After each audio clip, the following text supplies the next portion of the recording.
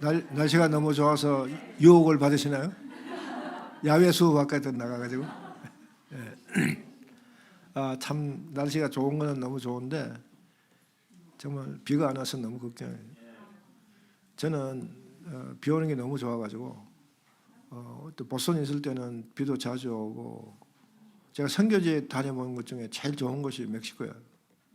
멕시코 시티에 갔을 때 그게 이제 숙소가 이 레귤러 호텔 이런 호텔이 아니라 옛날에 스페인 식민지 시대 때 아주 부잣집이, 그 사람들이 철수하고 뭐 이제 이러면서 그걸 이제 호텔로 바꾼 거야. 그러니까 집들이 구조가 다 가정집처럼 돼 있어. 그 내가 들어간 우리가 자는 숙소가 바로 이렇게 잔디밭이 있고 바로 이렇게. 근데 우리가 한 일주일 멕시코에서 했는데 저녁만 되면요 해만 떨어지면 비가 부서 저적. 그 아침에 일어나면 싹 깨끗하거든.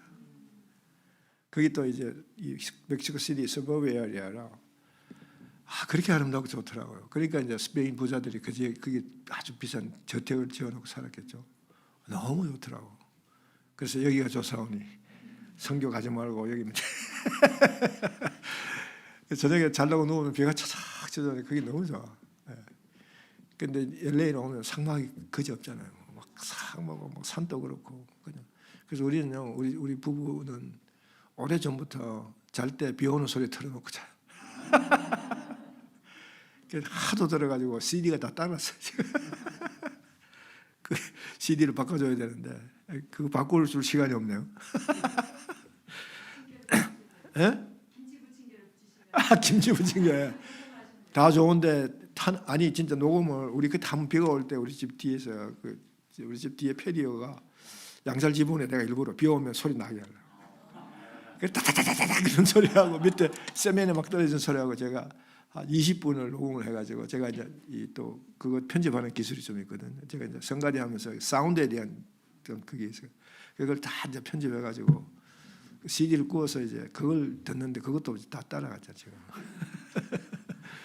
자, 교회 시대 우리 그 21페이지에 보면 거기 마태복음 2장 18절에서 20절 말씀, 그리고 요한복음 21장 15절에서 17절 말씀이 거기 나와 있는데 이 두 말씀 때문에 이제 교회가 시작되는 거죠.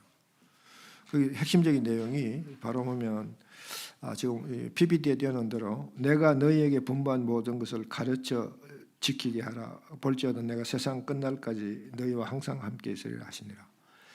이 마태복음의 또 다른 특징 하나는 함께 하신다는 걸로 시작해서 함께 하신다로 끝나는 거죠. 아들을 낳으니 이름을 임마누엘이라 하라. 그가 너와 함께 하시리라. 끝에 내가 너와 함께 하겠다. 그리고 끝나자. 그래서 마태복음 임마누엘의 복음서다. 그래서 또 별칭을 붙일 수 있겠죠. 여기 핵심이 내가 너희에게 분부한 모든 것을 가르쳐 지키게 하라. 이게 핵심이에요. 근데 그 앞에 보면 이제 여러분 그 앞에 PPT에 없는데 여러분 교재에 보면 예수께서 나와 말씀하여 이르시되 하늘과 땅의 모든 권세를 내게 주셨으니 그러므로 너희는 가서 모든 민족을 제자로 삼아 아버지와 아들과 성령의 이름으로 세례를 쭉 베풀고, 여기까지가 이제 소위 선교해라, 전도해라 그 얘기잖아요. 근데 전도하고 끝나면 안 되고 그렇게 전도를 했으면 그들을 가르치라. 뭘 가르쳐야 되느냐면 잡다한 걸 가르치라. 그러니까 성경 외적인 것들을 가지고 자꾸 가르치지 말라. 예수의 제자를 만드는 가르침을 가르쳐야지. 그죠? 여러분 이런 얘기가 좀 어떨지 모르겠는데 이 교회에 대한 인식, 교회론적 인식이 잘못되면요, 바로 우리 교회가 산으로 올라가. 이거는 실제로 그분이 그런 고백을 하셨기 때문에 제가 그 인용을 하는데요. 여러분 10수년 전에 한 20년, 30년도 된 것 같아요. 여러분 여기도 이 교회도 해보셨나? 그 한국의 옥하는 목사님이 하시는 평신도를 깨운다. 평신도 제자운동. 그거를 그때 그게 굉장히 좀 그 교회에서 인기를 끌고 막 인기 있는 프로그램 하나가 됐었어요. 그것도 제가 장로 때인데 그걸 어떻게 책을 입수해 보니까 너무 필요한 우리 교회, 그때만 해도 교회가 성경 공부 프로그램들이 제대로 없었어요. 너무 이 뭐랄까 오르가나이즈된 성경 프로그램이 없고 뭐 여기저기 그냥 단편적이고도 그냥 파편적인 이런 프로그램들이 그나마 몇 개 있었고 그래서 그 참 제가 그때 장로 때도 성경 저는 뭐 집사 때부터 성경을 가르쳤으니까 거기에 대해서 항상 관심을 가지고 안타까워하던 중에 그 책을 보고 너무 좋아가지고 다 혼자서 공부를 하고 그러고 그거를 우리 교회 안에서 해보고 싶어서 하는데 장로니까 그걸 결정할 권한이 없잖아요. 그건 담임 목사 소관인데 그래서 담임 목사님하고 그냥 이제 그것 때문에 담임 목사님하고 좀 사실 소원해졌죠. 그 결과적으로. 그런데 어쨌거나 그걸 할 수 있는 상황이 돼가지고 이제 내가 하도록 그렇게 그걸 받고 그 책을 살려고 하니까 책이 시중에 없어. 그래서 그 책을 만든 데가 서울 사랑의 교회 국제제자연구원입니다. 그죠? 거기서 직접 팔아요. 그래서 거기 전화를 했잖아요. 전화를 해가지고 그 책 좀 구입하면 안 되겠냐 그러니까 그 책은 아무나인데 파는 게 아니고 와서 2주간 특수훈련을 받는 자에게 그 구입권을 준대요. 그래가 공직에서 없는 2주간 휴가를 억지로 내가지고 가서 2주간 훈련 받고 그 책을 이제 80권을 사가지고 그걸 그 낑낑거리면서 비행기에 싣고 와가지고 시작을 했는데 하다가 가만 보니까 뭔가 찜찜해. 하다가 이건 아닌데. 그래서 딱 보니까 딱 내 결론이 그때 이거는 교회에 필요한 인재를 키우는 거지. 교회에 필요한 교회 일을 해낼 수 있는 인재 양성서지 진짜 예수의 제자를 키우는 건 아니다. 그런 결론이 딱 들어가지고 다 안 끝내고 내가 접었습니다. 여기까지 다 접고 좀 혼자서 건방지게 장로인 주제에 한국의 대교회 목사님 오카르 목사님이 참 심려를 기울여서 만드신 이 프로그램을 일개 장로가 별볼로 장로가 스스로 그렇게 판단해 그런 것 좀 이렇게 하나님 제가 바르게 했습니까? 저는 신학 가방이 그때 전혀 없었으니까 신학적 백그라운드 없고 단순히 그냥 느낌에 내가 아는 성경적 바탕을 가지고 판단해 볼 때 이건 아닌데 그런 생각 판단. 뭐 그때는 지금이나 전 그런 똥꼬집이 있어요. 아닌 건 아닌 거야. 뭐 칼에 목에 칼이 들어도 뭐 순교를 하더라도 아닌 건 아닌 거야. 근데 그래서 접고 그래도 그 책도 다 없애버리고 그냥 내가 이제 공부할 때 참고로 했던 그것만 남겼다.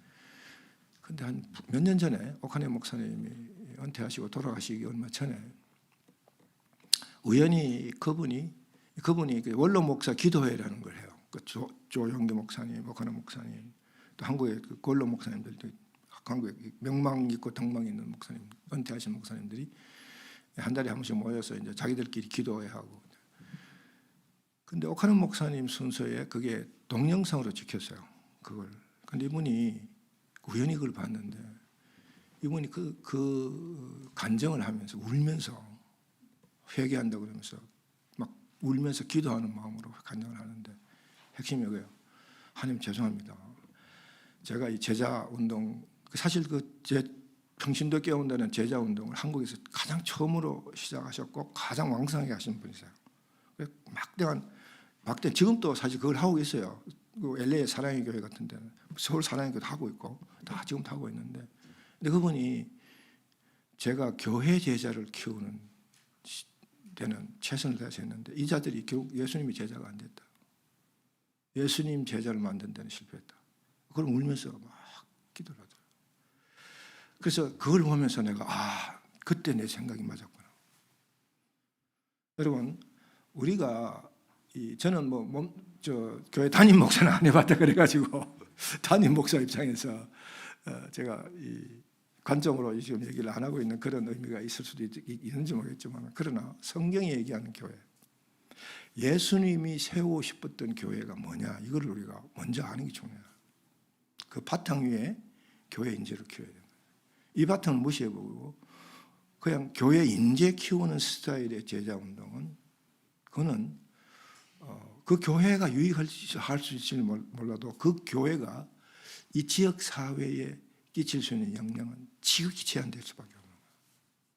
그래서 아까 얘기했듯이 내 이웃의 이 범위가 누구냐? 이 범위가 교회의 이익 속에 묶여버린다는 거예요. 그리고 특별히 담임 목사의 목회 철학 속에 묶여버릴 수 있다. 근데 우리가 이게 예수님의 사역 방향 안에서 묶여버려야지 그죠? 인간적 생각을 묶여버리면 이거는 잘못될 수 있다는 거예요. 자, 그래서 저는 이 교회론을 얘기할 때 특히 성경적 교회론을 얘기해야 되니까 어떤 특정한 교파나 교리나 그런 어떤 관점에서 하는 게 아니라 정말 성경적 관점에서 예수님이 세우고 싶어 했던 그 교회, 그러니까 예수님이 교회 싶었던 것은 베드로의 신앙 고백 위에 내가 너 위에 내 교회를 세우리라 그렇게 얘기했잖아요. 그죠? 베드로가 신앙 고백했을 때 그때 그 예수님이 베드로의 신앙 고백, 예수님은 살아계신 주요 하나님이시다. 그 고백이 이루어지는 교회를 세우고 싶다 그 말이에요. 근데 그걸 어떻게 세우느냐? 그 얘기를 구체적으로 한 게 지금 내가 분부한 모든 것을 가르치라. 그러니까 예수님이 분부한 외를 가르치면 안 돼. 근데 이 교회가 성경 프로그램들을 이렇게 보면 아까 얘기했듯이 오카노 목사님의 그 제자 운동 같은 것은 예수님이 분부한 것들을 가르치는 건 틀림없는데 그것이 성경적 각도가 아닌 잘못된 각도에서 보고 가르쳤다. 그걸 오 목사님이 뒤늦게 회개하고 울부짖으면서 회개했었지만은 그게 바로 성경에 우리가 충실해야 하는 이유 중 하나죠. 그러니까 예수님이 분부한 것만 가르쳐야 된다. 그것이 바로 성경이잖아요. 그것도 성경을 성경으로 풀면서 가르쳐야 된다. 성경을 보는 여러 가지 잣대가 많잖아요.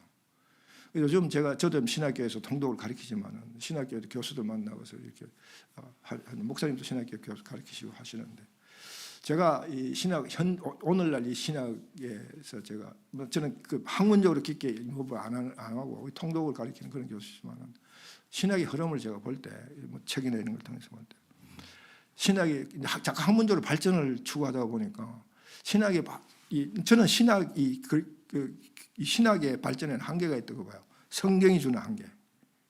그 한계 안에 있어야 되는데 그걸 넘어서서 자꾸 나가야 되다 보니까 결국은 인문학이 들어와요. 신학이 인문학 과학이 싫어요. 여기에서 저는 굉장히 안타까움을 느끼죠. 그러다 보니까 자꾸 성경이 결과적으로 뒷전이 돼요.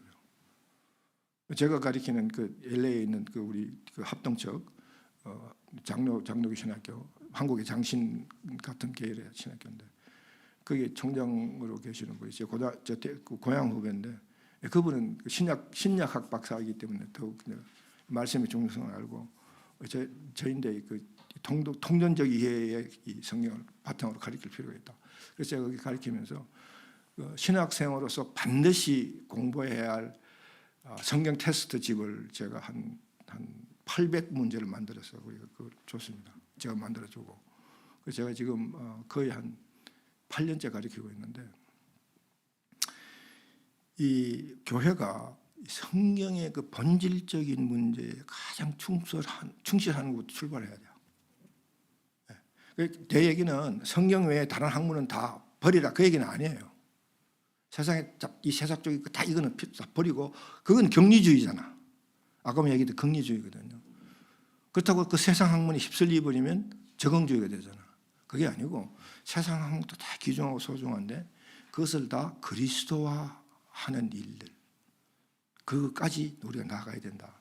그래서 우리 이웃이 범위까지가 돼야 된다 그 얘기거든요. 그런 맥락에서 우리가 이 교회의 아주 기본적인 교회론에 대한 이해가 가장 중요하고 필요하다. 그게 뭐냐면 바로 양육이에요. 양육, 가르치는 거죠. 그런데 가르치면서 끝내면 안 되고 그 가르침을 베풀고 배우는 이유는 그 다음에 지키게 하라. 가르쳐 지키게 하라. 여러분 구약 내내 지켜 행하라가 구약 내내의 아주 중요한 핵심 슬로건이에요. 목표다. 그걸 염두에 두시고 정리를 해보면요. 자 이렇게 정리를 해볼 수 있습니다. 이런 칼 바르트라는 신학자가 칼 바르트의 신학 이 사람의 신학을 가지고 신학에서 논쟁이 많습니다. 신전통주의다 뭐다 해가지고 이단계가 있다 없다 그런 거는 우리가 평신도에서 생각할 거 없고 칼 바르트가 얘기하는 것 중에서 아주 성경적인 부분 우리가 꼭 성경적인 관점에서 배워야 할 부분 이런 것들은 우리가 취사 선택해서 배우면 되는데 그 중에서 이분이 교회에 대한 교회론적인 접근법은 가장 성경적이에요. 바로 마태복음 28장 18절 20절 예수님 마지막 당부를 이분은 이렇게 요약한 거죠. 불러 모으라. 불러 모음 제자 삼고, 그 다음에 불러 세워라. 양육하는 교회 가르쳐, 그 다음에 불러 보내라. 흩어지는 교회 지켜 행하라. 그러니까 불러 모으고 제자 삼고, 그리고 그들을 세워야 돼요. calling, upholding, 양육을 시켜서 그냥 성경 지식에 해박한 자를 만들어내는 게 아니라 성경적 삶을 살아가기 위해서 가르치고, 그리고 삶 속에 실천하게 해라, 지키게 하라, 이거예요. 그래서 이걸 조금 신학적인 용어로 쓰면 불러 모으는 과정은 모이는 교회. 그래서 이렇게 좀 게더링 하는 건 모이잖아요. 그게 예수 그리스도의 교회, 몸된 교회 멤버가 되는 거죠. 소속이 그리스도의 소속으로 정체성이 바뀌는 거죠. 그러면 그걸로 만족하고 끝나는 게 아니라 그들이 뭐요? 그리스도의 정체성을, 삶을 살아갈 수 있는 기본 교육을 받아야 된다. 가르치라. 양육하는 교육. 양육만 해가지고 아까 얘기했듯이 머릿속에 성경적 지식만 가득 차가지고 머리 박이 터지도록 듣는 그게 아니라, 배웠으면 행함이 없는 믿음은 죽은 믿음이다. 행하라. 그리하면 살리라. 그죠? 그래서 흩어지는 거예요. 흩어지라. 흩어지는 거예요. 자, 그래서 여러분 보세요. 교회가 우리가 눈에 보이는 이 교회가 우리 신앙생활의 중심 역할을 하는 거잖아요. 센터가 되는 거죠. 이 구심인데, 이게 이제 중심인데, 이 중심에는 이중성이 있습니다. 이 가운데를 향하여 모이는 구심성과 그리고 가운데로부터 흩어지는 원심성, 이 두 가지의 구조를 갖고 있다. 센터라는 의미는. 그죠? 교회가 우리 삶의 중심이라면 이 중심의 이중성을 표현해내야 된다는 거죠. 그죠? 그러니까 여러분은 나는 교회 출석하는데 그게 아니고, 여러분들이 불러 모으는 것은 목사의 일이야. 그리고 목사님이 전도하는 그게 아니라 우리 모두가 다 왕 같은 제사장이기 때문에 모두가 다 불러 모으는 일에 우리가 해야 할 일을 하고, 그리고 우리가 모두가 다 함께 양육해서 세우는 과정을 함께 가고, 그리고 함께 흩어진다. 원심성 흩어져서 그리스도의 문화를 변혁주의적 가치가 돼서 그리스도 문화를 이 땅에 세워내어서 모든 것을 그리스도화하는 일에 우리가 쓰임받는다. 이게 교회의 핵심이에요. 예수님이 세우고 싶은 교회는 이거예요. 이거면 충분해요. 감리교회다, 침례교회다, 장로교회다. 그럴 필요 없다는 게 사실은. 난 그런 필요 없다고 생각해요. 자꾸 인문학적인 인간적인 구조나 사고가 자꾸 들어오니까 그게 이제 자꾸 변질되는 거잖아요. 예수님이 얘기한 순수 성경적 교회는 이게 전부야. 그죠? 그래서 이거를 또 다른 표현으로 얘기하면, 그게 여기 나와 있나?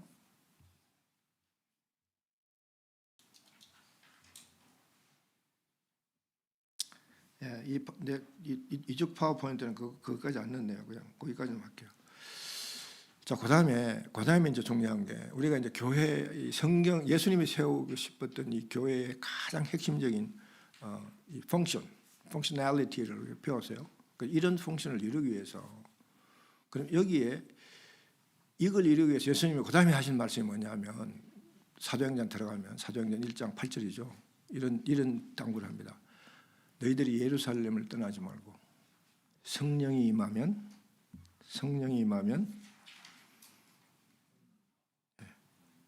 너희가 권능을 받고, 오직 성령이 너희에게 임하시면 너희가 권능을 받고 예루살렘과 온 유대와 사마리아와 땅 끝까지 이르러 내 증인이 되라 하시니라. 핵심이 뭐냐면요,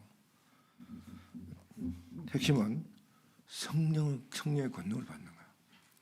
불러 세우고 불러 모으고 불러 세우고 불러 보내는 이 가장 성경적 그 초보의 기능을, 가장 순수한 교회의 기능을 이루기 위해서 그걸 너희 힘으로 하지 말라. 너희 힘으로 하면 그게 항상 문제가 있다. 인위, 인리가 만들어내는 것은 인리를 끊임없이 인리로 만들어야 한다. 그렇게 하지 말고 성령의 권능을 받고 성령의 인도하심을 따라 이루라 그 말이야. 그러므로 교회의 주인은 우리가 아니에요. 교회의 주인은요, 당회, 장로, 목사님 또는 뭐 재직회, 그게 아니에요. 그게 교회의 주인이야. 교회의 주인 누구예요? 성령 하나님이시다. 자, 초대교회도 빠른 변질을 합니다. 초대교회도요, 이렇게 순수하게 오순절 다락방 성령 강림 사건을 통해서 성령의 힘을 입고 그야말로 땅 끝까지 복음을 전하는 그런 정인이 되면서 예수님께서 부탁하신 제자 삼고, 그죠? 분부한 모든 것을 가르치고 지키게 하는 이 모든 일들을 감당해 나가면서 정말 성경적 아주 순수한 자주 출발했지만은 100년이 못 가서 변질되기 시작해요. 그 대표적인 교회가 고린도 교회입니다. 고린도 교회는요, 인의의 극치를, 교회 문제에 있어서 인의의 극치를 보여주는 거예요. 고린도 교회. 왜 그러냐면 바로 성령의 권능을 받으라, 이걸 무시하기 시작합니다. 성령의 권능, 성령의 인도하심을 따라 하려고 하는 것들을 하지 않고 점점 자기식으로 하는 거예요. 자기 지혜로, 자기 통법으로 하려고 하는 그런 상황이 벌어지기 시작하면서 초대교회도 빠른 시간 안에 변질되기 시작합니다. 그래서 우리가 교회가 막 부패하고 막 교회에 문제가 있고 교회가 막 문제를 일으킬 때 우리가 본받아야 돌아갈 교회가 되냐? 종교개혁 시대? 루터가 하던 교회, 칼빈이 만들어낸 그런 시대의 모습, 교회 모습으로 돌아가야 되느냐? 이제 그런 걸 놓고 왈가불게 하잖아요. 어떤 사람은 초대교회까지 가야 된다. 초대교회도요, 여러분 이제 사도행 보시고 서신서를 읽어보시면 초대교회도 빠르게 변질했어요. 사탄의 파워가 엄청난 겁니다. 불과 몇십 년 사이에 변하기 시작합니다. 저는요, 그 모습을 중국 지하교회 가서 봤어요. 삼자교회가 아닌 지하교회, 그 지하 가정교회. 제가 가정교회 뭐 어디다 누구다 이런 얘기는 안 밝히겠습니다. 그 지역의 지하교회를 가서 현지인 지하교회 지도자들, 노회, 그러니까 그 노회의 노회장이며 노회 뭐 리더십들을 만나가지고 그들의 얘기를 듣고 성경 헌금도 전하고 그런 시간을 가질 때 제가 속으로 이 친구들이 서서히 썩어지 가는구나. 그리고 우리가 가면요, 주의 사자들이 주의 종이 주의 말씀을 들고 왔다, 그런 생각 안 하고 주머니를 들어보는 거예요. 주머니. 저 친구가 헌금 얼마나 들고 왔나? 이거 보는 거야. 이게 훤히 눈에 보이는 거야. 그래서 제가 그럴 때마다 선교사님 보고 하려면서, 목사님, 선교사님, 그런 대로 나 인도하지 마세요. 그런 사람도 줄 성교도 없지만은 있어도 못 줍니다. 쓰고 문드러지는 게 보이는데 왜 줘요? 차라리 시궁창에다 버려버리죠. 그리고 이제 선교사님들 또 선교회 전해드리고 그런 일을 많이 보죠. 빠르게 변질해요. 왜 그러냐면요, 성령의 권능을 무시하면 그렇다는 거예요. 이 사탄의 무서운 이 변질력을 우리가 이길 수 있는 유일한 길은요, 말씀입니다. 말씀에 충실한다는 말이 뭐냐면 성령의 권능을 받는 거예요. 이걸 잊어버리면 안 돼요. 우리 교회가 잠시도 이 교회의 주인은 성령 하나님이시다는 사실을 잊어버리면 안 돼요. 우리는 그래서 우리가 성령에 대한 인식도 충분히 정확하게 성경적으로 이해를 해야 되는데, 성령이 마치 방언이나 시키고 뭐 그냥 치유의 역사를 일으키는, 기적을 일으키는 그런 어떤 하나의 파워, 능력으로서 성령을 이해하면 안 돼요. 성령은 하나님이십니다. 성부 하나님과 동일 본질의 하나님이세요. 예수님과 함께 같은 동일 본질. 그러니까 우리 예수님은 굉장히 예수님은 성령님은 안 그래요. 성령은 단순히 우리가 필요할 때 와서 어떤 장풍을 일으키고 기적을 일으켜서 뭐 눈물 쏟아나게 하고 뭐야 성령의 뜨거움 이런 것만, 불 같은 성령 뭐 오소서 뭐 이런 것만, 이런 성령만 생각하는 거예요. 아니요, 성령 하나님이세요. 지금 이 시대는요, 성령이 우리 성부 하나님과 같은 역할을 하시는 성령 시대 살아가는 거예요. 그래서 보세요, 계시록 2장에 가보면 7 교회에 대한 예수님의 평가가 나오잖아요.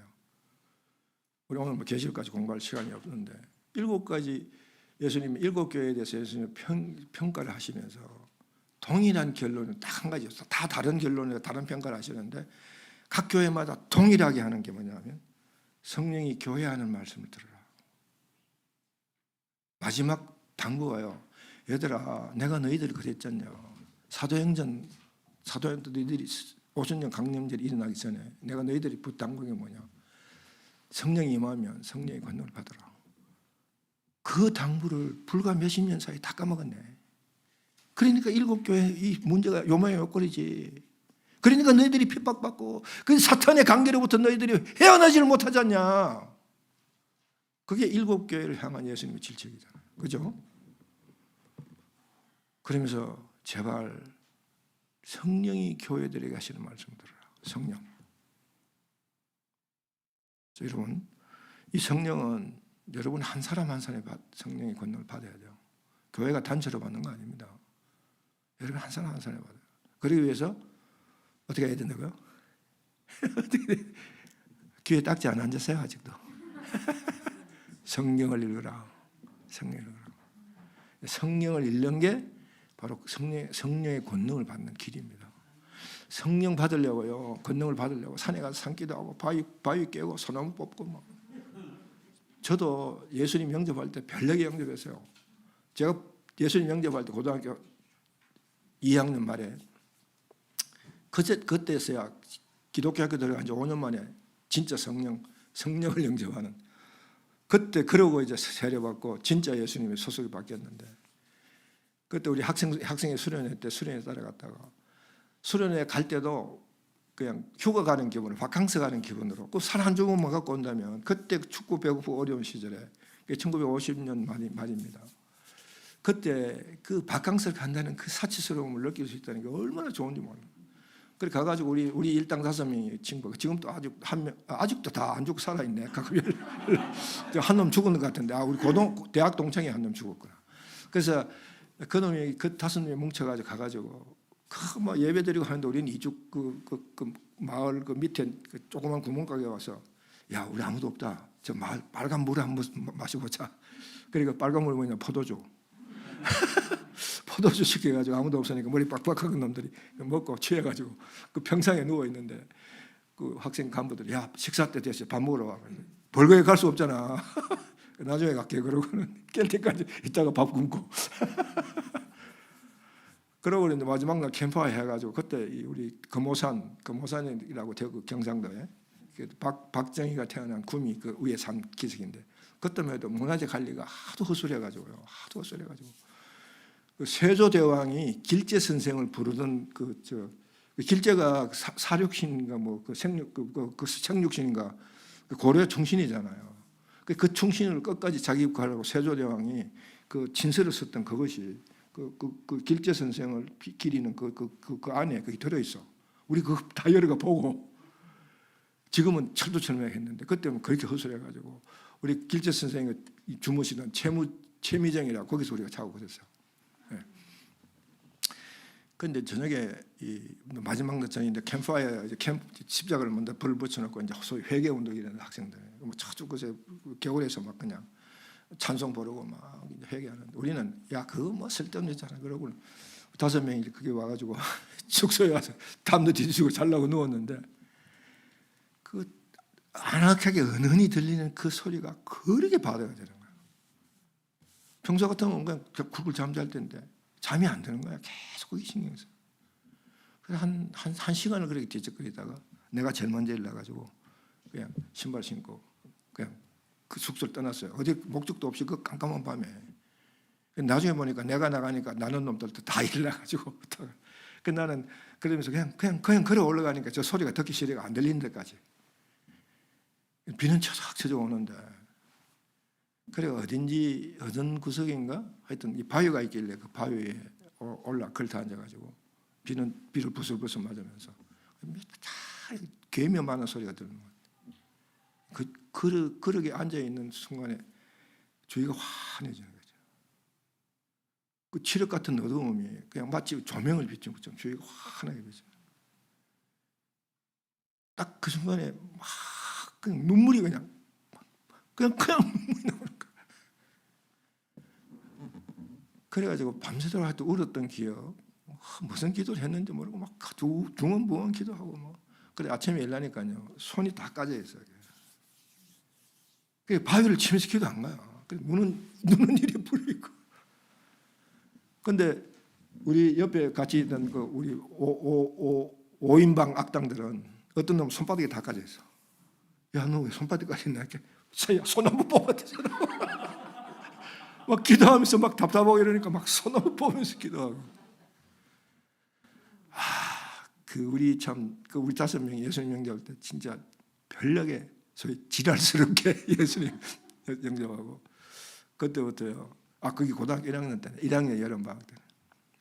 그때부터 고등학교 졸업할 때까지 새벽기도 한 번도 안 받았습니다. 그때 새벽기도에 그때 토요금제가 있을 때거든요. 새벽 이제 4시가 되면 이제 예비종 사이렌을 울고 4시 반이 되면 이제 교회를 가잖아요. 근데 그때는 가난해서 집에 시계가 없어요. 손목시계는 물론 없고 조금 잘 사는 집에 이제 안방이나 대청마루에 개종시계 큰 거 하나 달아놓고 각 방에 시계가 없어. 그때 새벽기도 가려면 일찍 일어나야 되잖아요. 그때 젊은데 항상 잠이 많고 이런데 학교도 안 만날 지가고 그러던 놈들이 새벽기도 가려면 이제 자기 전에 자는 거야. 주님 새벽기도 늦지 않게 깨워주십시오. 그러고 자는 거야. 그런데 하여튼 첫 잠을 깨면 무조건 하나님께서 깨워주시다고 믿고 그러고 성경 찬송 들고 나가는 거지. 대개는 정확한데 가끔 가다가 너무 빨리 깨가지고 파출소 앞을 지나가면 순경이 불러요. 학생 너 어디 가? 그래. 어디 가기는 뭐요? 교회 가는 거 안 보입니까? 종교 탄압입니까? 야, 까불지 말고 또 들어가 보면 새벽 2시야. 그러면 거기 앉아가지고 꼬박꼬박 졸다가 토요금 졸리면 순경 야 가. 그러지. 교회가 우리 참 야단스럽게 예수를 믿었습니다. 그런데요, 성령은 그렇게 받는 거 아니에요. 제가 우리 교회 성령을 받으려고 이렇게 바위 깨고 막 그냥 성함 치면서 기도하고 악령 받은 케이스도 여러 번 봤습니다. 한 번은 성령 받았다고 하는 우리 교회 안수 집사가 와가지고 막 성령 받았다고 막 뜨거워 죽겠다고 그러면서 주일날 와가지고 목사님 설교하는데 목사님 제가 성령 받았는데요 간증해야 돼요. 아니 목사님 설교하는데 그 목사님은 그냥 애써 무시하고 막 설교를 하다가 막 계속 댕댕고 오니까 그래요 집사님 딱 3분만 하세요.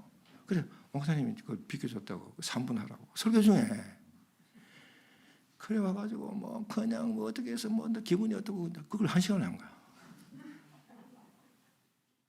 그래서 뭐 그러다 목사님 창고에가 다 이제 예배를 막 수습하고 그러고 와서 이제 진교실에 와서 밥을 먹는데 이 친구 앉자마자 자기인데 바로 그 간증하겠다는데 안 들어줬다고 그 담임 목사야 욕을 있는 대로 하는 거야. 여러분 그게 성령 받은 사람의 얘기입니까? 갈라디아서에서 성령의 9가지 열매를 뭐라 그랬나요? 악령을 받고 한 그 사람은 그 집사는 악령을 받고 온 거야. 조심하십시오. 어쨌든 성령을 받는 가장 정확한 길은요 뭐예요? 성경을 읽으라. 그것도 성경을 읽으라. 성경을 읽으라. 자, 그래서 이 교회의 가장 기본 지금 다른 교회로는 저는 뭐 얘기할 실력도 없고 능력도 없고 하고 싶지도 않고 근데 이것만 꼭 우리가 성도로서 하나님의 부름을 구별되어서 부름을 받은 교회 특히 멤버로서 우리는 우리가 하는 것은 불러 모으고 불러 세우고 그리고 불러 보내는 일, 그 일을 성령의 도움 힘으로 해내야 된다. 이것만 딱 기억하십니다. 그렇게 해서 이루어지는 부흥, 그것이 예수님이 원하는 교회 부흥입니다. 그냥 물적 부흥만 생각해서 그저 뭐 제사 삼아라 그거만 멸종해가지고 막 제자 삼는 일에 신경 써서 뭐 온 세계 선교지에 막 선교지 보내고 막 해가지고 그다음에 so what? 자, 그래서 이거 한번 볼게요. 성령 세례와 성령 충만에 대한 얘기들 잠깐 나눠볼게요. 자, 우리가 성령은 권능을 받아야 되는데 이제 성령 세례가 이제 성령을 받는다는 그런 의미로 우리가 보통 이제 보죠. 특히 이제 오순절파 계통의 교단들은 이제 성령 세례를 매우 강조하잖아요, 그죠?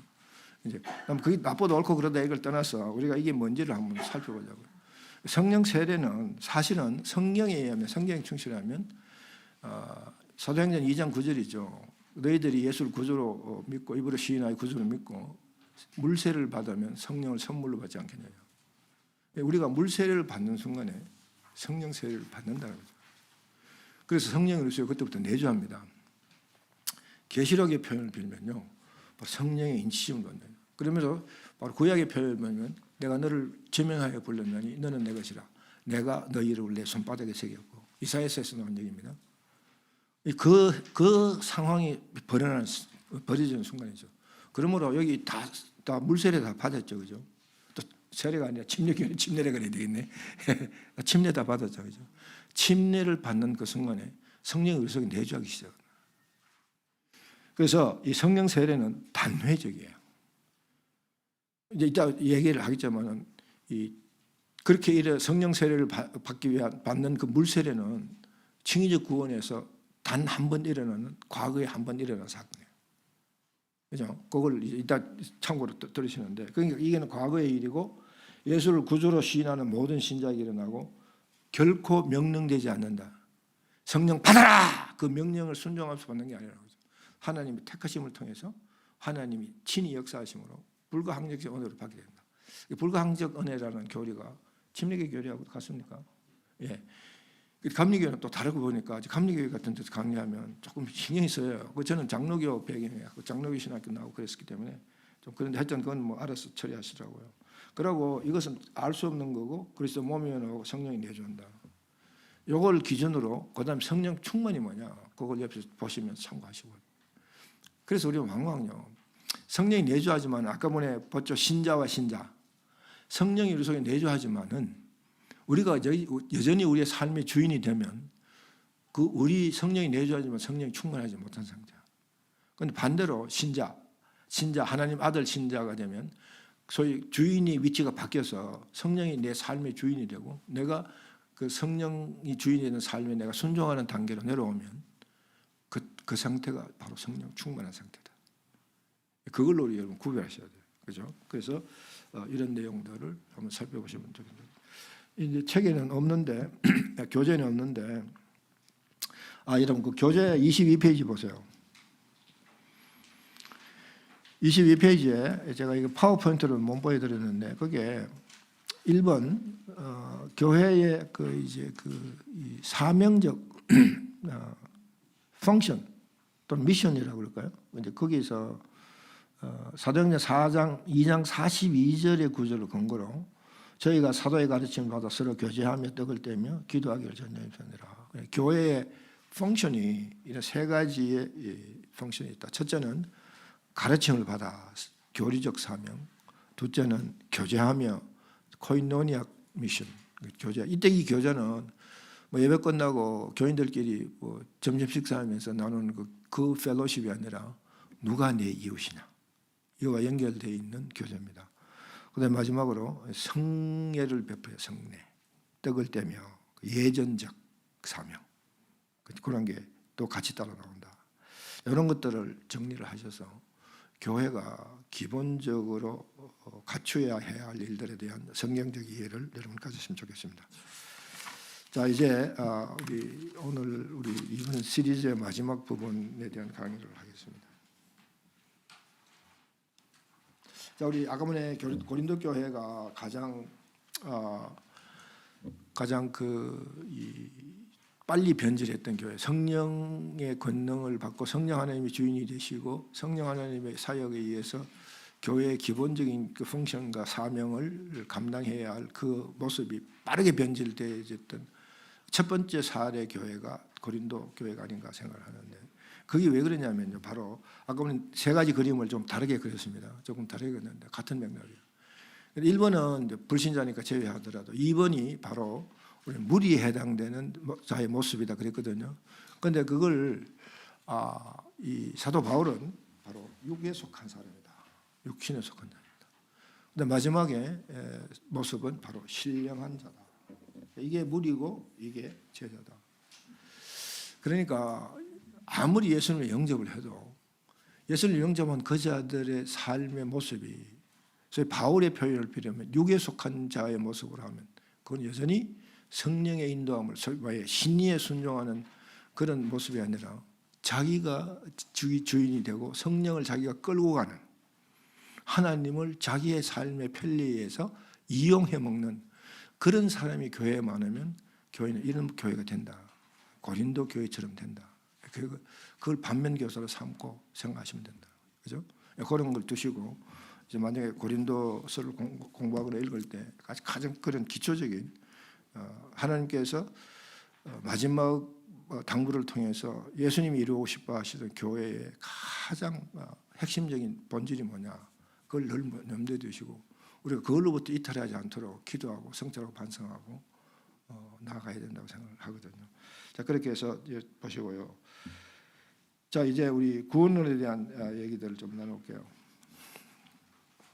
이거는 이 하이델베르그 교리에 나오는, 하이델베르그 웨스트민스터 예, 그 교리에 나오는 인간의 사중 상태를 표시하는 도표거든요.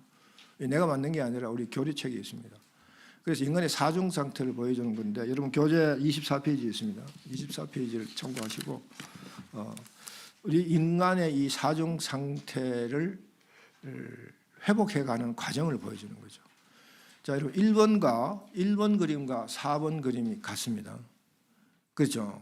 1번 그림이 2번 그림에 가면 엄청난 반전이, 변화가 나쁜 방향의 변화가 생기죠. 소위 타락이 이루어지는 겁니다. 그러니까 우리의 심성에 지식과 의와 거룩성이, 지식은 건 하나님에 대한 이 모든 것들이, 좀 더 자세한 설명이 필요한데 그냥 대충 윤곽만 말씀드릴게요. 이 모든 것들이 하나님과의 관계를 보여주는 겁니다. 그런데 그 관계가 거룩했다. 가운데 가로 안에 거룩이라는 단어가 나오죠. 그 거룩이라는 말은 거듭 얘기합니다. 구별됐다 그 말이에요. 그러니까 우리가 하나님과 우리의 관계가 이 세상에 무엇보다도 구별되어 있던 순수한 상태, 그걸 얘기하는 거죠. 세상 불순물이 섞이지 않고 하나님과의 관계가 아주 완벽하게 이루어졌던 그 상태를 지금 말하는 겁니다. 그런데 여기에 그냥 그야말로 순결했잖아요. 그런데 여기에 사탄이 어택을 하는 거죠. 사탄이 바로 선악과 사건을 일으켜가지고 하나님을 아는 지식이 무지로 바뀌잖아요. 그리고 그 죄가 되고 유죄가 되고 거룩이 죄가 되고 이런 식으로 소위 토럴 타락, 그것이 나오죠. 자, 바로 예수 그리스도께서 이 땅에 오셔서 우리를 구원하고 그래서 관계를 회복시키는 그 일을 하시는 그 역사가 일어나는 그 모습을 지금 보여주는 건데, 이게 예수님이거든요. 예수님의 삼중직이라는 걸 여러분 이제 머릿속에 넣어두시면 되죠. 이게 이제 이해가 나중에 이해를 하셔야 되긴 되는데, 예수님의 삼중직의 의미는 바로 예수님은 선지자의 직능과 왕의 직능과 그리고 제사장의 직능을 갖고 있다. 왜 그러냐면 예수님의 이름을 메시아 또는 그리스도로 그러잖아요. 그죠? 그 메시아 그리스도는 같은 의미입니다. 기름 부음 받은 자다. 그런데 여러분 구약에 기름 부음을 받는 직종이 뭐가 있나요? 예, 왕, 선지자, 제사장. 그런데 바로 예수님이 기름 부음은 자다라고 별칭을 붙이는 가장 큰 이유는 바로 예수님이 바로 선지자 직능, 직분과 왕의 직능과 제사장의 직능을 갖고 있다. 그 왜 세 개가 필요하냐면 타락된 인간의 무지와 유죄와 죄를 직접 다룰 수 있는 직분이 바로 이 세 가지 직분이 필요하게 되죠. 선지자 직분, 직능, 왕의 직능, 제사장의 직능. 그래서 예수님이 그냥 우리는 단순히 십자가에 보혈을 흘려서서 영단번의 제물에 대해서 우리가 죄에서 구원받았다. 그렇게 우리가 할렐루야 아멘 그러고 받잖아요. 근데 그걸 조금 더 성숙된 단계로 이해를 하면 이렇게 이해가 됩니다. 구체적으로 십자가의 보혈이 구체적으로 어떤 역할을 했냐? 바로 선지자 역할과 왕의 역할과 제사장 역할을 통해서 우리의 무지와 유죄와 관계성의 죄의 문제가 타락된 상태를 뒤집어놓는다. 화살표를 잘 따면서 보세요. 그래서 우리의 모습이 바로 그런 예수님의 십자가의 공로를 통해서 3의 상태로 왔잖아요. 3의 상태 보입니까? 3의 상태와 1의 상태가 어떤가요? 같죠? 네, 같으면서 다릅니다. 네, 가운데 말이 다르죠. 완전과 불완전의 차이가 있다. 그러니까 지금 바로 이게 삶의 상태가 지금 나와 여러분의 상태예요. 나와 여러분이 첫 예수님을 영접하는 상태다 그 말이에요. 그런데 우리는 거기에 머물면 안 되고 그걸로서 모든 게 끝난 게 아니고 그걸로서 완성된 게 아니라 그 다음 단계로 가게 된다. 그 다음 단계로 가는 게 사회 단계죠. 사회 단계가 가기까지 이렇게 꼬불꼬불 가고 있다는 거예요. 그러니까 지금 나와 여러분은 꼬불꼬불 여기에 있다. 지금. 왜 꼬불꼬불이냐면 이따 다시 봅니다만은 꼬불꼬불 12곡에 마디마디마다 우리에게 고통과 고난과 어려움이 다가온다. 뭐 예수님 성령이 충만했다가 싹 풍선이 바람 빠져서 싹 빠졌다가 싹 또 올라갔다 빠졌다. 이게 성화의 과정이야. 그렇잖아요. 그렇다고 우리가 영원한 나라로 떨어졌냐? 그건 떨어지지도 않나. 예. 그래서 결국은 뭐죠? 사에 이르게 된다. 이게 영화의 단계야. 3의 단계가 칭의의 단계고, 그리고 그 가운데가 성화의 단계고, 그 다음에 마지막이 영화의 단계다. 자, 그럼 누가 내 질문했는데 어떤 집사님 질문했죠? 이거 들고 질문하신 집사님. 예, 조금 감이 잡히나요? 조금 감이 잡히나요? 그건 아는데 예. 그 질문은 어떤 현실적으로 예. 경험할 때 예. 칭의의 단계에서 성화의 단계가 나부터 시작해서 너무 부족한 경우들이 많거든요. That's right. Yeah. 그리고 다른 사람 그 교회 전체를 봐서도 음. 칭의는 아주 주장하고 확신을 하는데 성화 부분에 있어서는 말을 못하는 분들도 많고. 맞죠. 예. 어차피 행위로 구원 못 받는다 하고 말씀을 하시면서 그 문제를 뭡니까 아까 뭡니까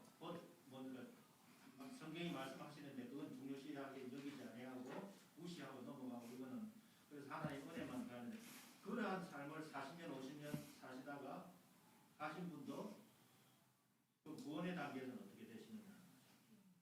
그러니까 고린도전서에 말하는 어떤 그 육에 속한 자, 무리에 같은 자. 예. 그게 대해서는 우리가 계시록을 공부할 기회가 있으면 좀 상세히 설명할 수 있는데 우선 결론적으로 말씀드리면요. 우리 모든 하나님의 피조물은요. 인간을 포함해서 자연을 다 포함합니다. 모든 피조물은 회복이 필요해요. 그래서 우리가 구원받고 회복되는 건요. 인간만 그런 게 아니라 인간이 그러므로 여러분 우리가 그걸 죄를 범해가지고 하나님이 질책을 받을 때 자연이 저주를 받잖아요. 근데 그 저주가 우리 인간을 피해가요. 그러니까 이 모든 것들 하나님 모든 피조 세계가 우리 인간을 포함해서 일단은 하나님의 진노의 대상이 되어버립니다. 그리고 하나님의 진노로부터 벗어나려면 하나님께서 이 모든 인간을 포함한 모든 세계를 다 소위 말하는 구원하셔야 돼요. 그런 맥락을 때 이해해 두시고요. 우선 그 자연의 문제는 이제 나중에 기회 있으면 다시 하기로 하고요. 인간의 문제만 결론적으로 말씀드리면 모든 인간은 백보자 심판 앞에 섭니다. 성경이 그렇게 딱 명확하게 이렇게 딱 규정되어 있지 않지만 성경의 전체 통전적 맥락을 보면 백보자 심판 앞에 다 서는데 제가 어저께 얘기하는지 모르겠는데 신자와 신자 믿는 자와 하나님 아들 믿는 놈과 하나님 아들 이 모든 신자는 통틀어 들어가는 법정과 그 다음에 믿지 않는 불신놈이 들어가는 법정이 달라요. 그러니까 불신자가 들어가는 법정은 형벌을 받기 위해서 들어가. 지옥 제2의 죽음, 영원한 지옥불에 떨어지는 그 재판을 받기 위해서 들어가고, 그리고 하나님을 어쨌든 예수를 구주로 영접했던 모든 신자는 상급을 받는 심판에 들어간다는 거죠. 그래서요 말이 나시면 시간이 좀 걸리더라도 한 가지 얘기할게요.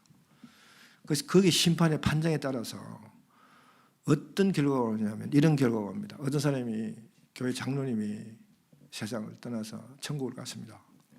천국을 가니까 이 베드로 선생이 굉장히 반갑게 맞이하는 거죠.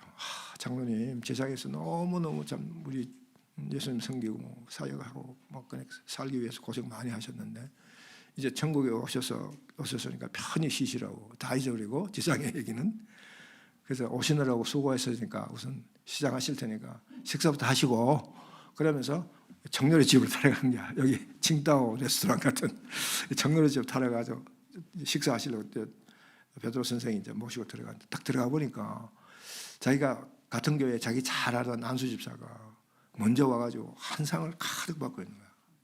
그걸 보니까 이 사람이 기대가 그냥 확 올라오는 거죠.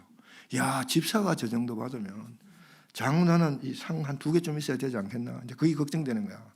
이 상이 너무 작지 않을까? 그럼 막 걱정하고 있는 중에 베드로 선생이 짜장면 딱 한 그릇 들고 온 거예요. 그것도 이제 장로라 특히 봐줘 짜장면 꽃배기.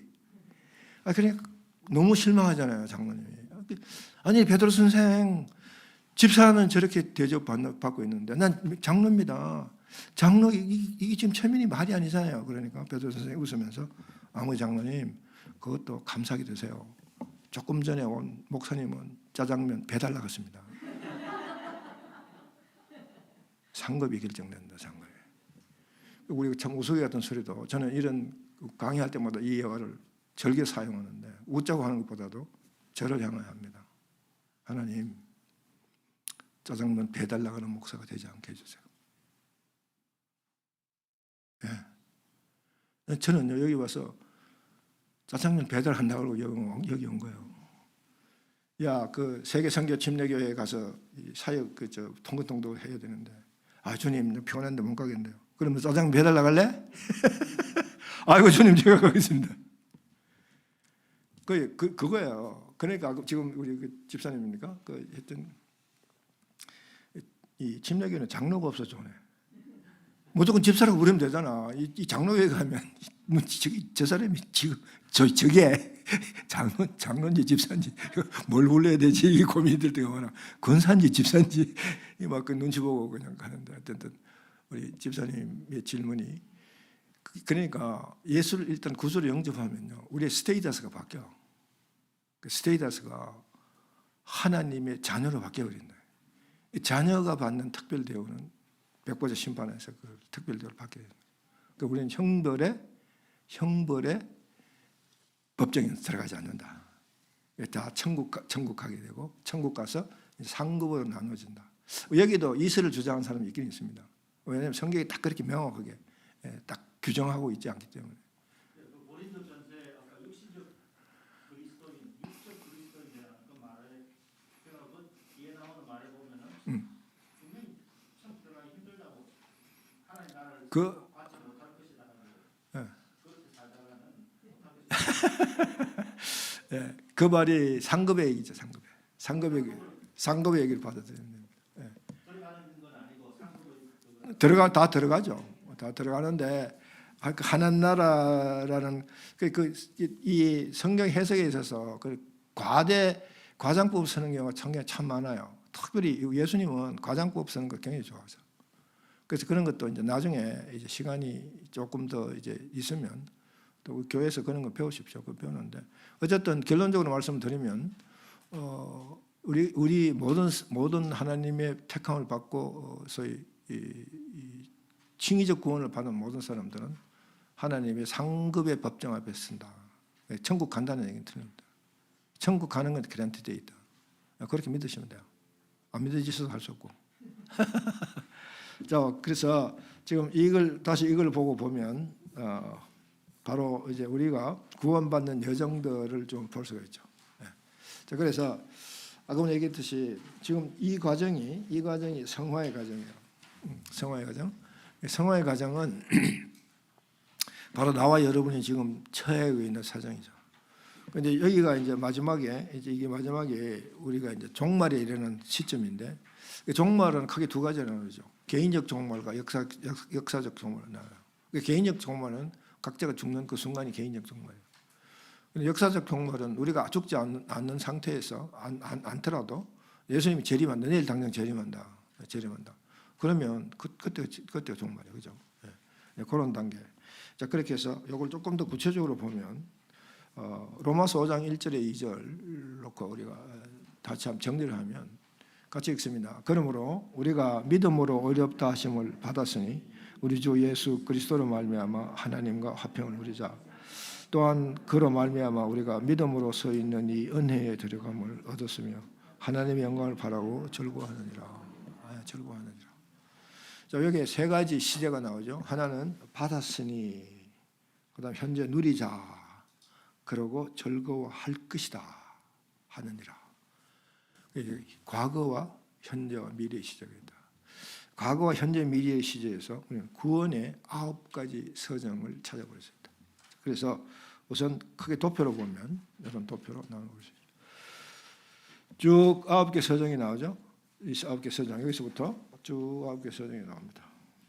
여기 뭐 선택, 유기 이런 것들을 굉장히 이 예정 조화론적인 그런 칼빈의 예정 조화론적인 그런 많은 설명들이 여기 따르는데 그런 설명들은 지나가고, 일단은 하나님께서 나와 여러분 우리는 하나님의 구원의 반열에 오른 사람들이기 때문에 우리는 어떤 과정을 거쳐서 구원을 받았고 또 구원을 받았기 때문에 어떤 과정이 남아서 살아가야 되느냐, 그거를 여러분들이 이제 한번 점검해 보면서 구원에 대한 바른 이해를 하죠. 우리가 아까 얘기했듯이 구원을 받으면 무조건 천국 간다. 그게 전부냐? 그게 전부라고 가르치는 사람도 있다고. 특별히 구원파들. 그런데 사실 그보다 더 중요한 것은 아까 얘기할 때 가르쳐 그다음에 뭐죠? 지키게 하라. 지키는 과정이 성화적 과정이에요. 그러니까 이 지키고 쫙 그냥 천편일률적으로 그냥 거침없이 지키내면 좋은데 지켜지다가 안 지켜지다가 또 지키다가 안 지키다가, 그래서 우리가 그래 업앤다운 삶을 살잖아요, 그죠? 그래서 성화의 과정은 그렇게 업앤다운이 있다. 그걸 여러분 두시면서 자, 그러면 어떤 과정으로 이게 이루어지느냐? 자, 믿음으로 어렵다 하심을 받았으니 이거는 과거에 받은 구원이에요. 다시 말하면 칭의, 어렵다 칭함을 받는 거예요. 우리가 어려워진 거 아니에요. 어렵다 칭함을 받는 justification, justified, just가 된 게 아니라 justification. 자, 그러면 그건 어떤 과정을 거쳐서 이루어지느냐? 이런 6개의 과정을 거치게 되죠. 자, 그래서 보세요. 넘어가 버리지. 자, 여기 보시면 이 소명과 중생은요, 하나님이 질문하지 마세요. 여기 질문에서는 답변할 수 없습니다. 왜냐하면 이건 하나님 신비의 권능이에요. 왜냐하면 토탈리 하나님 이쪽부터 가 힘. 내가 답변이 없습니다. 그런데 하나님이 성령을 통해서 이 과정을 가르쳐 준 거 그냥 그걸로 지금 남을 뿐이에요. 요 문제만 질문하지 마세요. 난 답변 못합니다. 모릅니다.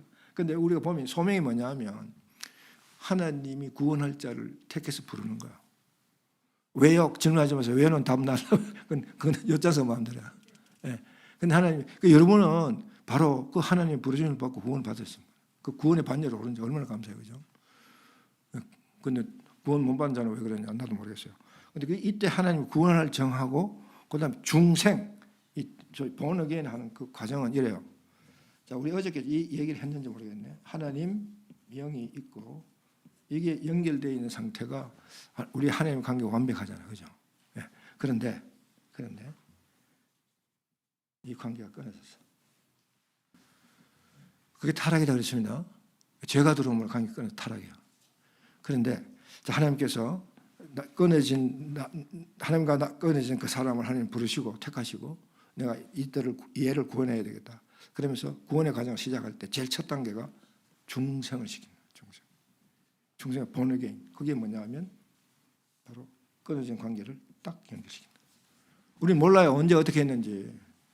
그건 초대 하나님만 하시는 프로세스야. 그런데 우리가 이걸 논리적으로 설명을 하다 보니까 이렇게 설명하는 거예요. 우리는 전혀 모르고 있는 상황까지 하나님께서 우리를 딱 연결시키다. 중생. 그걸 연결을 안 시키면 하나님과 연결 안 시키면 그 다음 단계가 회심의 단계가 안 일어나요. 하나님이 그러니까 하나님에 대한 이제 끊어졌다는 것은 하나님 아까 보듯이 무지가 됐다는 말이에요. 무지, 그죠? 무지로서는 하나님을 우리가 인식할 수 없고 하나님 은혜를 더더구나 느낄 수 없고 모른다는 거죠. 그래서 하나님께서 그걸 연결시켜 주셔서 하나님의 은혜와 사랑에 대한 인식을 하기 시작하는 거죠. 그럴 때 우리가 죄의식이 생깁니다. 여러분, 회개를 안 한 사람이 제일 문제가 뭐냐면 죄의식이 안 오니까 회개 안 해.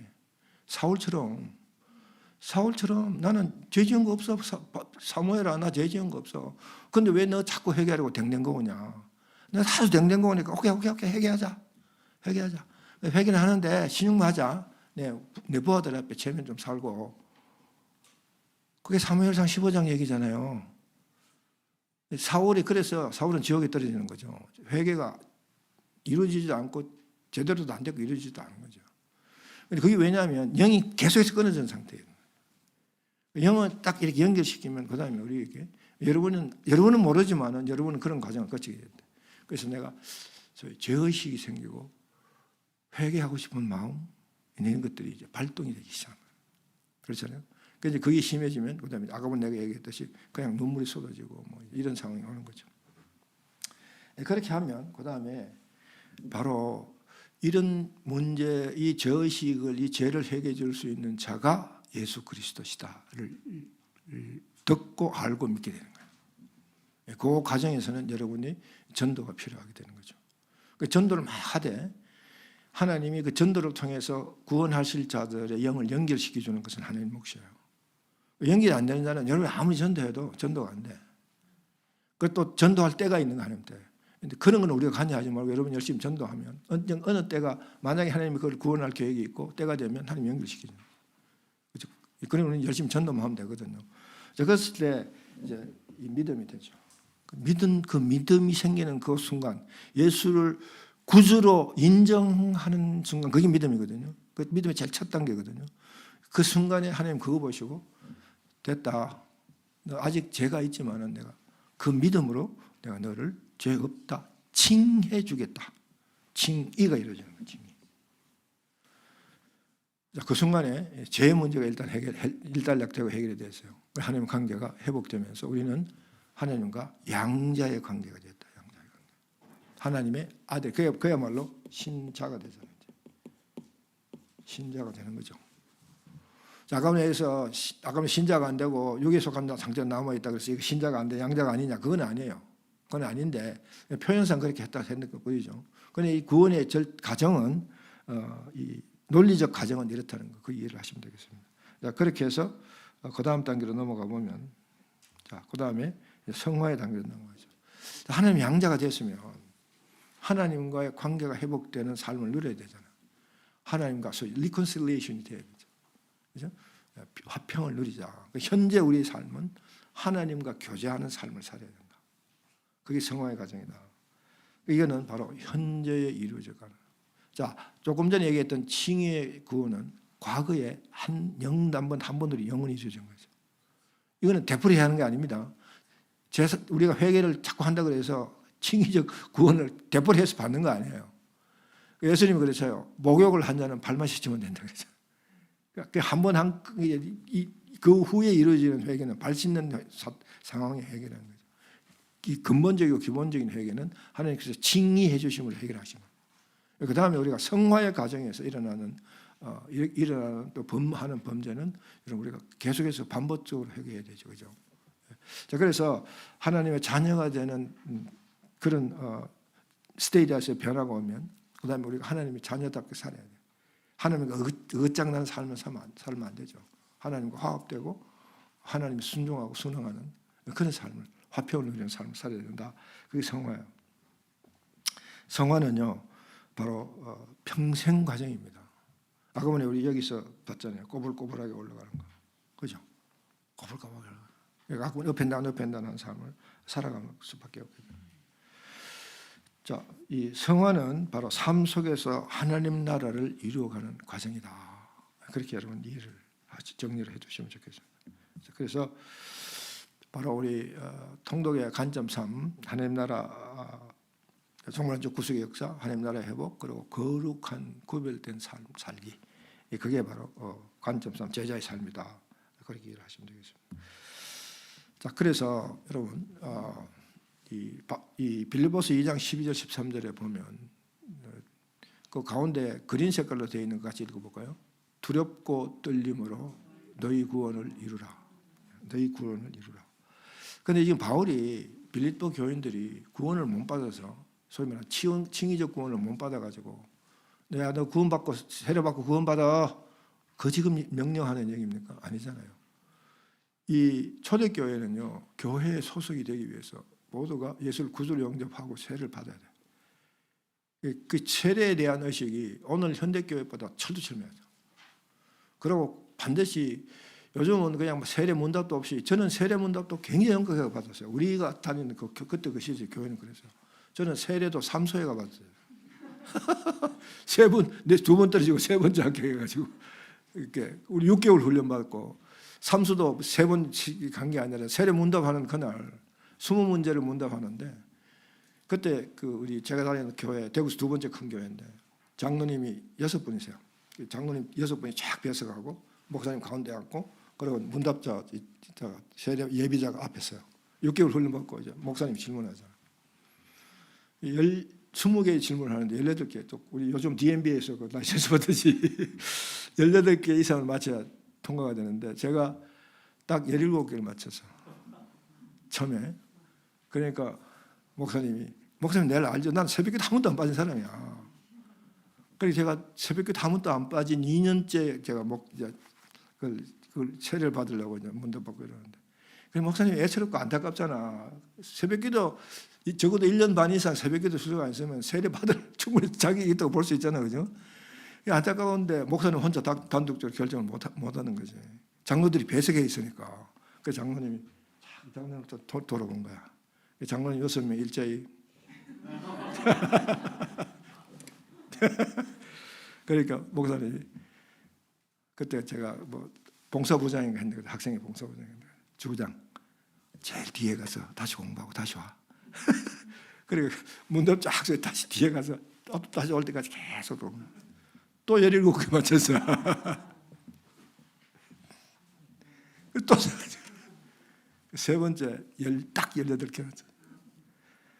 제 세례 받는 그 세례를 그렇게 받으니까 참 오래 기억이 남더라고요.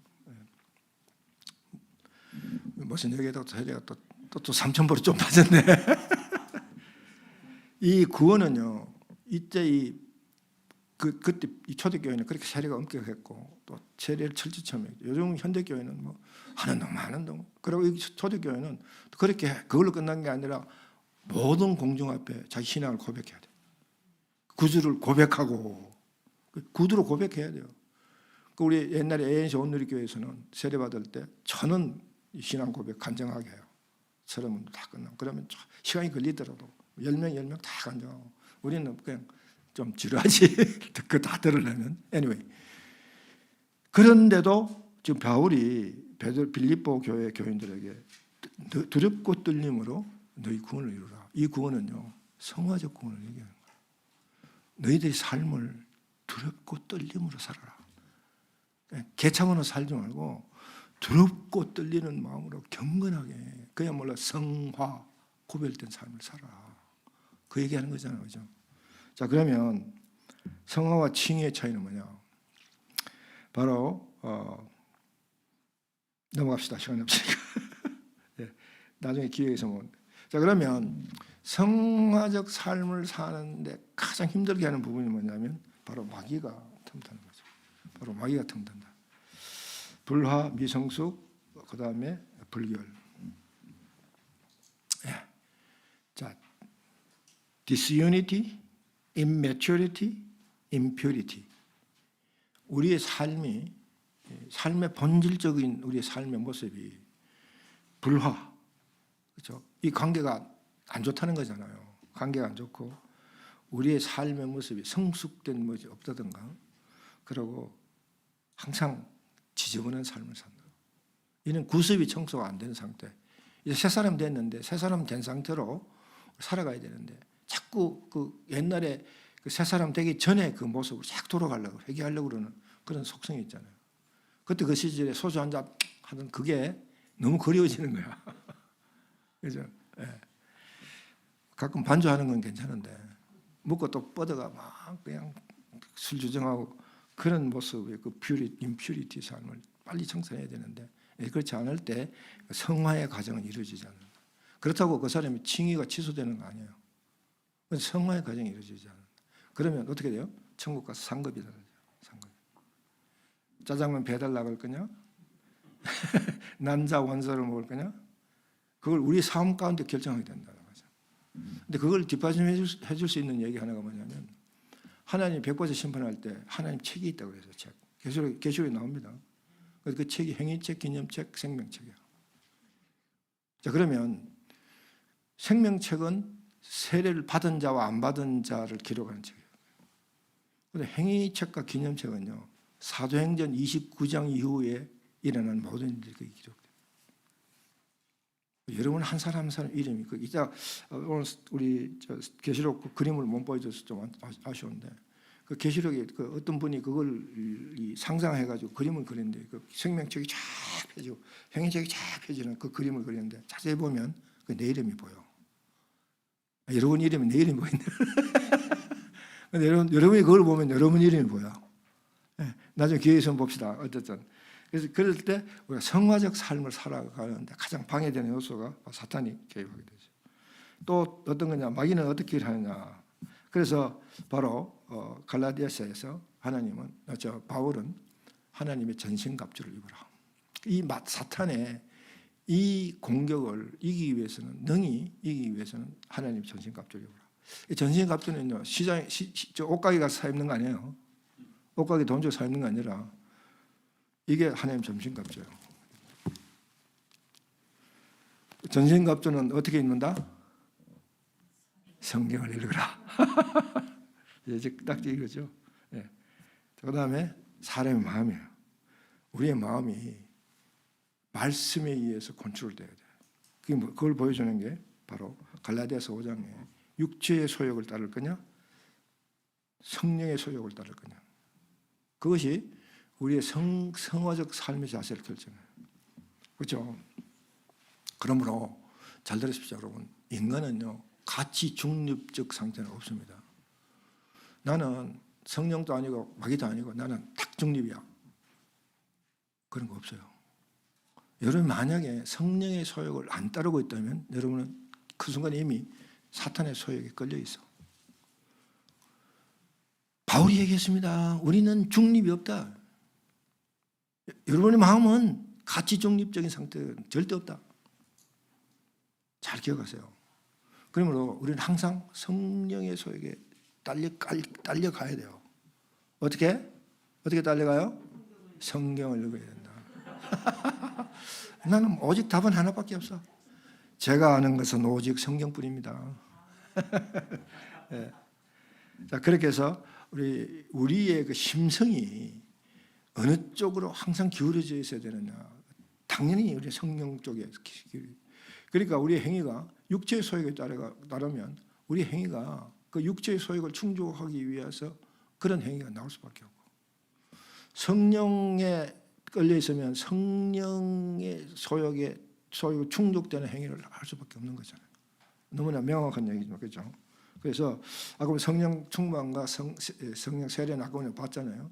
이걸 다시 한번 여러분 마인드 시키고 우리 항상 성령 충만을 살아가도록 이 노력해야 된다 그러면 너무 좀 그거한데 여러분 성령 충만해 있어야 돼요. 그게 하나님의 바람입니다. 그것 때문에 예수 그리스도 십자가에 못 박혀 죽으셨잖아요. 우리 단순히 죄에서 우리를 해방해서 제사함 해주기 위해서 한 게 아니고 예수님 그랬잖아.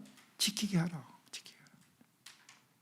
그 지키게 하라 그 말이 항상 성령 충만한 가운데 있어라 그 얘기죠. 그 다음에 자 그리고 우리 그런 가운데 자 우리 아까 전에 꼬불꼬불 간다 그랬잖아요. 근데 꼬불꼬불 갈 때 이렇게 다운할 때 영 떨어져 보면 어떻게 해? 여러분 우리가 그냥 시험 받고 어떻게 해서 우리 상태가 막 다운되기 시작해 막 한없이 내려가는 느낌이 들고 내가 왜 이러지? 내 신앙 상태가 왜 이러지? 막 그런 생각이 들 때가 있잖아요. 그죠? 그럴 때 여러분 그런 걱정 안 드세요? 이러다가 내가 영 끝나면 어떡하지? 저는 한번 그런 경험을 해본 적이 있어요. 그래서 소위 교회를 방학한 적이 있습니다. 방황이 아니라 방학. 문을 닫아 그랬죠. 대학 시절에. 거기 간 적은 또 많은데. 근데 그런 걱정할 필요 없는 게 이 구원의 여정 가운데 놀랍게도 하나님의 견인이 있다. 견인. 하나님 우리를 붙들고 계신다. 붙들어 계신다. 아까 얘기했잖아요. 내가 너를 지명하여 불렀나니 너는 내 것이라 내가 너를 내 손바닥에 새겼고 두려워하지 말라. 내가 의로운 오른손으로 너를 붙들리라. 붙들리라. 견인. 하나님이 여러분은 못 느끼고 여러분은 인식 못하는 그런 상황일 때도 하나님이 여러분을 붙들고 계신다. 자, 하나님의 도움이 전혀 필요도 없고 그것도 개의치 않고 오직 자기의 유익만을 위하여 도망가는 그 야곱에게 하나님이 야곱의 기도를 하지 않음에도 불구하고 하나님이 그 야곱을 찾아가셔서 야곱에게 어제 제가 숙제 줬는데 다 읽어봤어요? 네. 그리고 수가성 사마리아 여인, 그 여인이 예수님 나는 도움이 필요해요. 예수님 저를 좀 도와주세요. 그 기도를 듣고 예수님이 그래 내가 너 도와주마. 그러면서 우물가에서 기다렸나요? 아니요. 요한복음 4장 읽어보면 전혀 예수님은 사마리아 여인과 상관없고 사마리아 여인 전혀 예수님 누군지도 몰라. 생면부주를 이제 만나게 되는 그런 상황 가운데 예수님이 그 우물가에서 그 사마리아 여인을 기다리고 있습니다. 여러분 요한복음 5장에 38년 먹은 병자 얘기하시죠? 그 병자도 막 주님 나 낫기를 원하니까 주님 나 언제 좀 찾아오세요. 그래서 기도 가운데 그래 내가 너를 찾아가마. 그러고 베데스다 연못가에 예수님 찾아가셨나요? 아니요. 우리 하나님은요, 우리 예수님은 나를 내가 부르짖기도 전에 이미 아시고 오신다. 믿습니까? 아멘 좀 크게 하소. 내가 잔잔하게 얘기한다고 그냥 아멘 그러지 말고 은혜가 되면 크게 하세요. 여러분 이미 여러분의 삶 가운데 하나님 와 계세요. 예수님 여러분 옆에 앉아 계시는 거 보이세요? 안 보이시는 분 어떻게 하면 보일까요? 성경을 읽으면 그 안경이잖아요. 성경. 여러분 이런 예화 아시죠? 이런 예화 그 풋프린트 예화. 네, 이건 싫어합니다. 풋프린트 시는 어떤 사람이 쓴 얘기인데 그 시에 근거한 이 에피소드는 싫어하는데 그 캐나다의 캐네디안의 그 마가렛 피셔라는 그 부인이 제가 쓴 책을 직접 읽어봤는데 이분이요 굉장히 다복한 가정 아주 유능하고 유복하고 그냥 경제력이 있는 남편 그리고 아주 똑똑한 두 아들 이렇게 해서 4인 가족이 아주 유복하게 살아가던 어느 날 갑자기 남편이 급성암 판정을 받고 판정받은 지 얼마 안 돼서 죽어버려. 그러니까 그 슬픔이 채 가시기도 전에 큰아들이 수영하다가 익사해버려. 둘째 아들이 또 금방 교통사고로 죽어버려. 욥의 상황이 돼. 욥처럼. 그러니 뭐 정말 뭐 더 이상 세상 살고 싶지 않은 그런 참 처지가 되어버렸잖아요. 그죠? 근데 어느 날 꿈에 바로 그 풋프린트 해변가의 두 발자국 그 상황의 꿈을 꾸면서 예수님과 동행하는 그 장면을 꿈을 꾼 거죠.